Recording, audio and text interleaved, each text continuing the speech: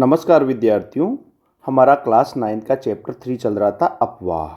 ठीक है, इसमें हमने जो वीडियो बना लिए थे अब तक वो झील तक हमने वीडियो बना लिए थे, झीलें।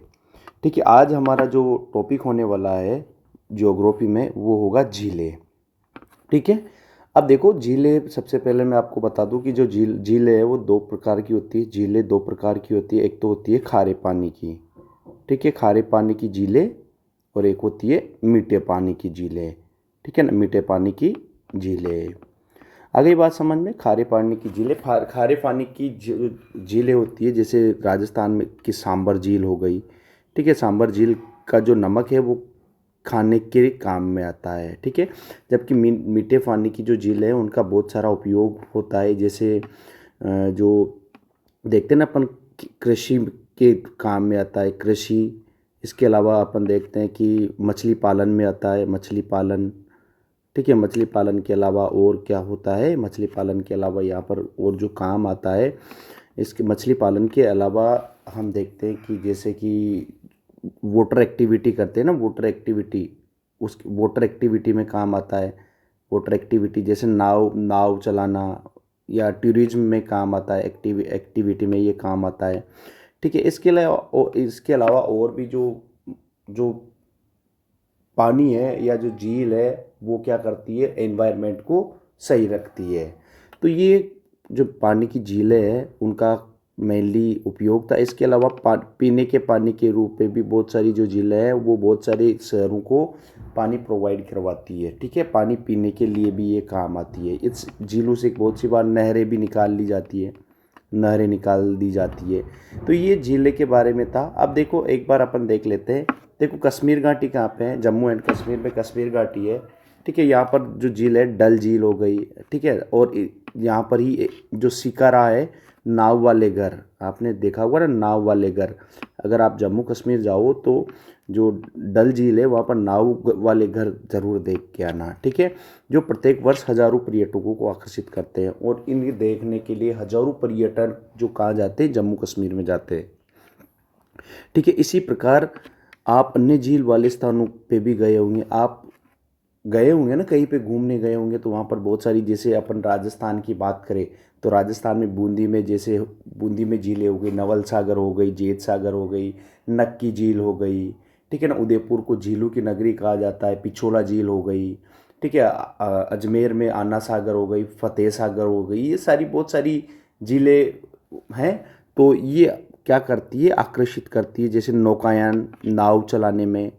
ठीक है, अपन नाव में मज़े लेते हैं ना, नाव में। इसके अलावा तैराकी में और भी अनेक जलीय खेल के लिए में वो आनंद हमारे को देती है। ठीक है, अब देखो कल्पना कीजिए, अगर हमें कश्मीर, नैनीताल एवं दूसरे अन्य पर्यटक स्थलों पर झीलें नहीं होती तो क्या वे उतना आकर्षित होता जितना कि आज आकर्षित करते हैं। देखो अगर हम, जैसे कि हम अपने राजस्थान की बात कर ले, अगर राजस्थान के उदयपुर में इतनी झीलें नहीं होती तो क्या लोग इतना वहाँ जाना पसंद करते नहीं करते, क्योंकि उदयपुर को झीलों की नगरी कहा जाता है, और वहाँ पर ज़्यादा झील होने के कारण ही तो लोग वहाँ पे घूमने जाते हैं। ठीक है ना, नक्की झील भी आकर्षित करती है, जो माउंट आबू में है ना नक्की झील, वो भी आकर्षित करती है। इसके अलावा अजमेर में भी वो झीलें हैं। तो झीलें क्या करती है कि पर्यटन को आकर्षित करती है। ठीक है, क्या आपने ये कभी जानने की कोशिश की है कि इन पर्यटकों को आकर्षित करने के लिए किसी स्थान पर झीलों का क्या महत्व है? तो बहुत महत्व है। पर पर्यटक किसे कहा जाता है, जो हम घूमने जाते हैं ना कहीं पे, हमें पर्यटक कहा जाता है। कि आकर्षण के अतिरिक्त मानव के लिए अन्य कारणों से भी जो झीलें होती है वो उपयोगी होती है। देखो पर्यटन के अलावा और भी बहुत सारे जो कारण है ना, उनमें भी जो झीलें है वो महत्वपूर्ण होती है। पृथ्वी की सतह पर गर्त वाले भागों में जहाँ जल जमा हो जाता है उसे झील कहा जाता है। देखो मान लीजिए कोई ये अर्थ है, यहाँ पर खड्डा है, अगर यहाँ खड्डे में क्या भर गया, पानी भर गया, तो इसे क्या कहा जाएगा, झील कहा जाएगा। ठीक है ना, झीलें भी दो प्रकार की होती है, एक तो प्राकृतिक और एक मानव निर्मित। प्राकृतिक वो होती है जो प्रकृति के द्वारा बनी होती है। देखो बड़े आकार की जो झीलें होती है उन्हें समुद्र कहा जाता है, जैसे कैस्पियन सागर हो गई, है ना, सबसे बड़ी झील है ना, मृत सागर हो गई, अराल सागर हो गई, ये बड़ी झीलें होती है, ठीक है, इन्हें सागर के नाम से भी जाना जाता है। देखो भारत में भी बहुत सारी झीलें हैं। अगर भारत में सबसे बड़े खारे पानी की झील की बात करूँ मैं, तो ओडिशा में स्थित चिल्का झील है, ठीक है। भारत में भी बहुत सारी झील है, एक दूसरे से आकार तथा अन्य लक्षणों से ये भिन्न है। अधिकतर झीलें स्थायी होती है, स्थायी मतलब परमानेंट होती है। बहुत सारी ऐसी झीलें होती है जो बारिश के टाइम पे ही होती है या बर्फ़ के पिघलने के कारण ही ये बनती है, ठीक है ना। कुछ केवल वर्षा ऋतु में ही क्या होती है, पानी होता है, जैसे अंतर्देशीय अफवाह वाले अर्ध शुष्क क्षेत्र की द्रोणी वाले झील। और यहाँ पर कुछ ऐसी झीलें हैं जिनका निर्माण हिमानियों द्वारा एवं बर्फ की चादर की क्रिया के फलस्वरूप होता है। बहुत सारी जो झीलें होती है ना, जैसे बर्फ पिघल जाता है, जो हिमानियाँ होती है ना, जो ग्लेशियर होता है, ग्लेशियर पिघल के क्या हो जाता है, एक ये पूरा ग्लेशियर पिघल पिघल के इस वाले एरिया में बढ़ जाता है, तो यहाँ पर क्या बन जाती है, ये पानी की झील बन जाती है, ठीक है ना। बर्फ की चादर की क्रिया के फलस्वरूप हुआ है। जबकि कुछ अन्य झीलों का निर्माण वायु, नदियाँ एवं मानवीय क्रियाओं के द्वारा हुआ है। बहुत सारी जो झीलें होती है ना, उनका निर्माण भी नदियों के द्वारा भी होता है। मान लीजिए ये नदी क्या हो रही है, बह रही है, ठीक है, ये नदी क्या हो रही है, बह रही है। इसे क्या कहा जाता है, ये जो ब्लेंड हो रहे हैं ना, इन्हें विसर्प कहा जाता है। क्या कहा जाता है, विसर्प कहा जाता है इनको। अब बहुत सी बार क्या करती है, ये नदी यहाँ से अपना मार्ग चेंज कर लेती है, यहाँ से अपना मार्ग क्या कर लिया इसने, चेंज कर लिया। जैसे यहाँ से मार्ग चेंज किया इसने, पूरा मिट गया यार, ये क्या है, ये नदी बह रही है, इसे विसर्प कहा जाता है। क्या कहा जाता है, विसर्प। ये जो घुमाव चल रहे हैं ना, सांप की तरह घुमाव, इसे विसर्प कहा जाता है। यहाँ से तो ये नदी कट जाती है और ये अपना रास्ता इस तरीके से बना लेती है, ठीक है ना। तो ये जो वाली ये कटी हुई वाला जो भाग है ना, ये क्या बन जाता है, झील बन जाता है, और इसे गोकरू झील के नाम से जाना जाता है। कौन सी झील कहा जाता है, गोकरू झील के नाम से इसे जाना जाता है, ठीक है ना। तो नदी के द्वारा भी बहुत सारी झीलें बनती है, ठीक है। एक विसर्प नदी, विसर्प नदी, विसर्प मतलब ये सर्पिलाकार नदी बाढ़ वाले क्षेत्रों में कटकर, बाढ़ जहाँ बाढ़ आते हैं वहाँ पर कटकर गोखर झील का निर्माण करती है, गोखरू झील का निर्माण करती है। स्पिट तथा बार तटीय क्षेत्रों में लेंगून का निर्माण करते हैं। जबकि जो तटीय वाले भाग है ना, जहाँ पर लेंगून झीलें बनती है, जो जैसे समुद्र के किनारे वाले भाग है ना, वहाँ पर जैसे चिल्का झील हो गई है ना, ये लेंगून झीलें होती है, ठीक है ना। लेंगून झीलों का निर्माण होता है, ठीक है। जैसे चिल्का झील हो गई, खारे पानी की सबसे बड़ी झील है भारत की। पुलिकट झील हो गई, कोलेरू झील हो गई, ठीक है। ये सारी क्या होती है, कहाँ, लेंगून झील कहा जाता है इनको, ठीक है। अंतर्देशीय भागों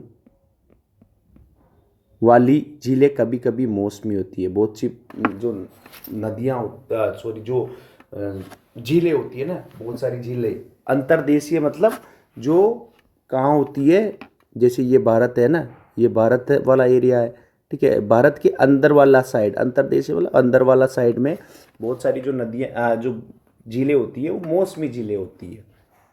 जैसे उदाहरण के लिए अपन सांगबर झील ले लेते हैं, जो कहाँ पे, राजस्थान में स्थित है, ठीक है ना। राजस्थान के भी 3 जिले, अब पुरानी जिलों के आधार पे बता रहा हूँ मैं, अजमेर हो गया, जयपुर हो गया और नागौर हो गया। इन 3 जिलों में ये फैली हुई है, और लगभग भारत का 8.7% नमक ये अकेले झील उत्पादित करती है।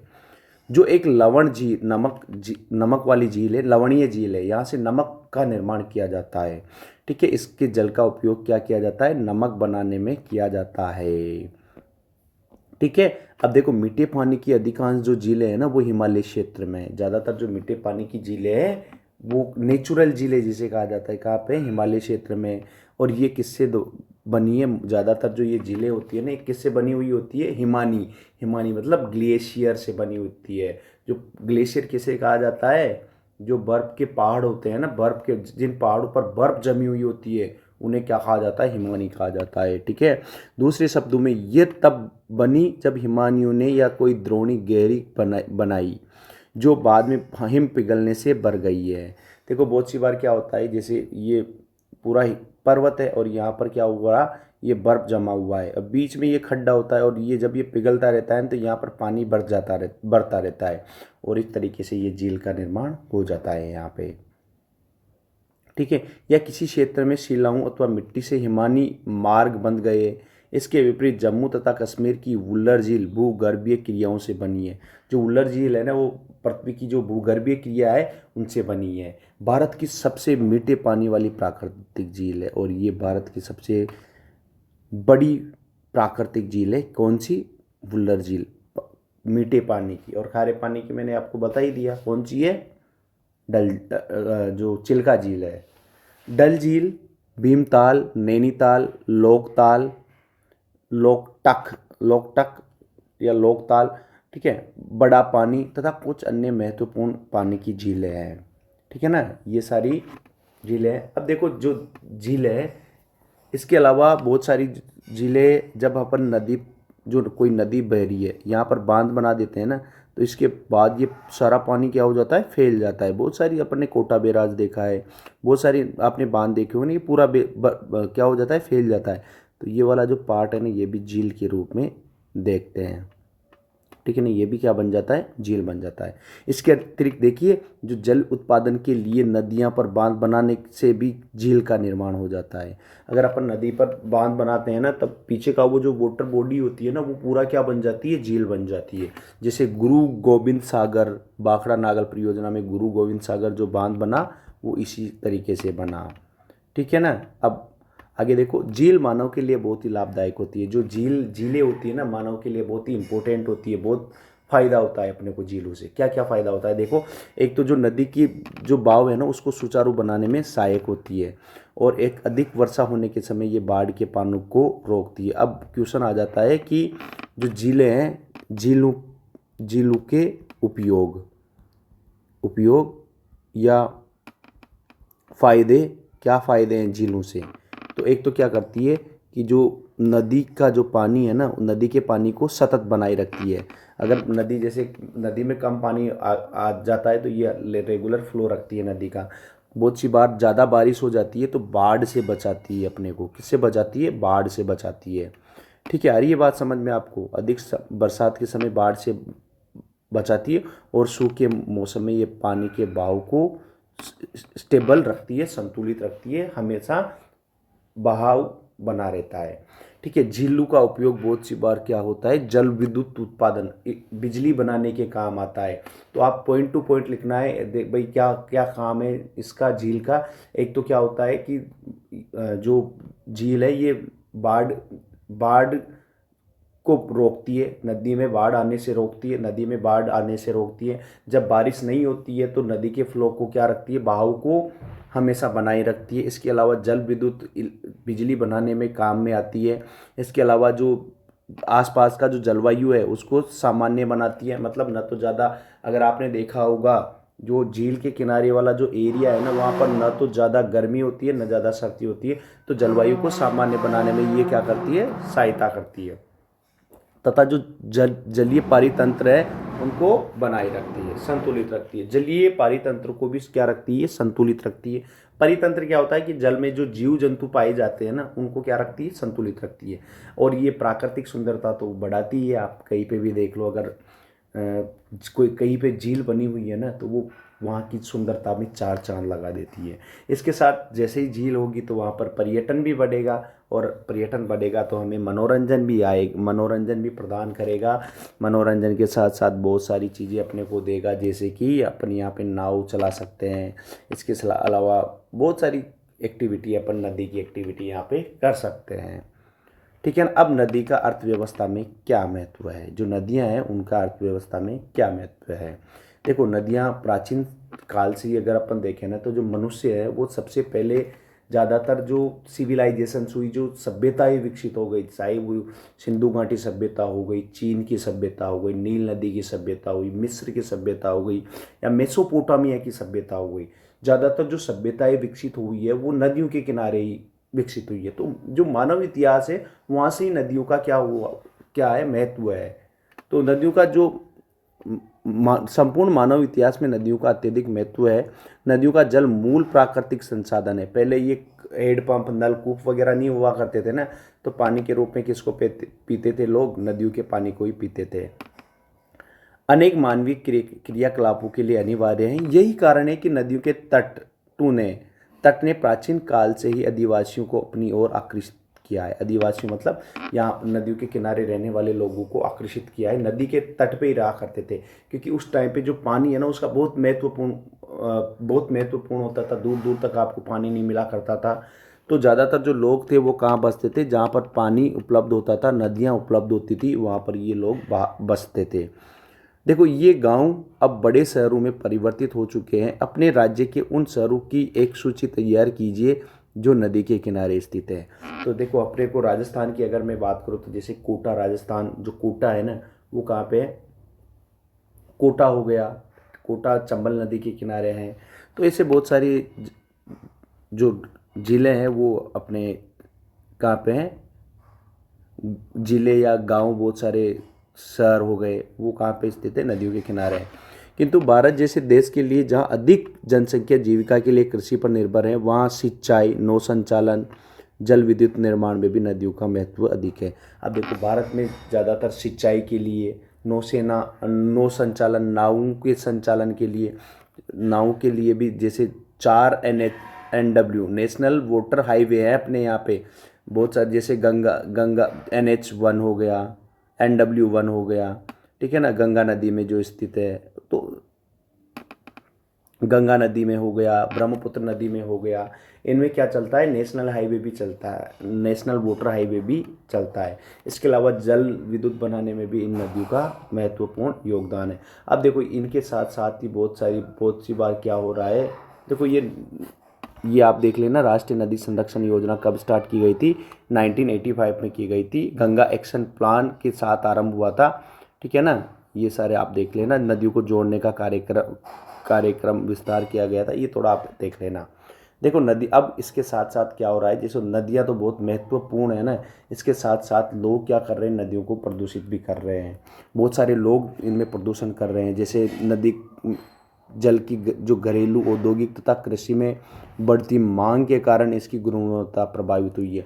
देखो घरेलू पानी में भी आपको नदी का जल चाहिए, उद्योगों में भी नदी का जल चाहिए, कृषि में भी सिंचाई के लिए आपको क्या चाहिए, नदी का जल चाहिए। तो अब जैसे जैसे मांग बढ़ रही है ना, वैसे वैसे इनकी गुणवत्ता भी क्या होती जा रही है, कम होती जा रही है। अब जैसे जैसे मांग बढ़ रही है ना, तो नदियों का जल अधिक निकासी हो रही है, निकासी का मतलब ज़्यादा निकल रहा है, अब ज़्यादा मांग हो रही है जल की, ठीक है। अब इससे क्या होता है कि इसका जो आयतन है, वो जल का पानी क्या होता जा रहा है, नदियों में कम होता जा रहा है, ठीक है। दूसरी ओर उद्योगों का प्रदूषण, परिष्कृत कचरे नदी में मिलाते रहते हैं, ये केवल जल की गुणवत्ता को ही खराब नहीं करते बल्कि नदी के स्वतः स्वच्छीकरण की क्षमता को भी प्रभावित करते हैं। बहुत सी बार हमने देखा है ना कि नदी नाले, जो नाले वगैरह होते हैं, उनको क्या करते हैं, नदी में मिला दिया जाता है। नालों को कहाँ मिला दिया जाता है, नदी में मिला दिया जाता है, ठीक है ना। इससे क्या होता है कि जो नदी है वो क्या हो जाती है, नदी क्या हो जाती है, दूषित हो जाती है।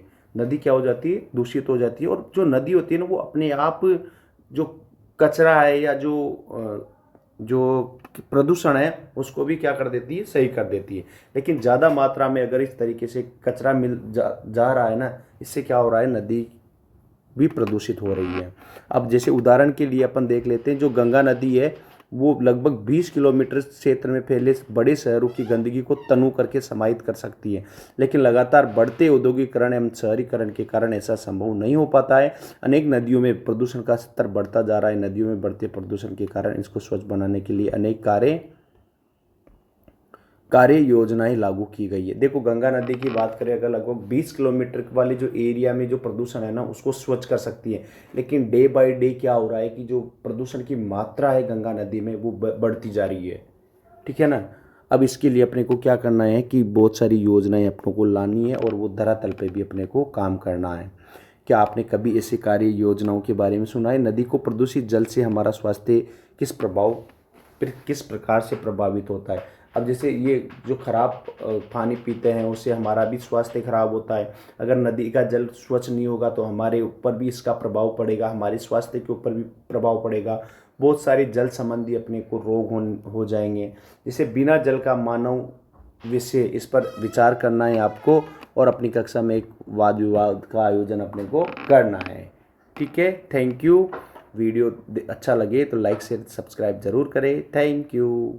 ये अपना आज का जो चैप्टर है, चैप्टर नंबर 3 कंप्लीट हो जाता है।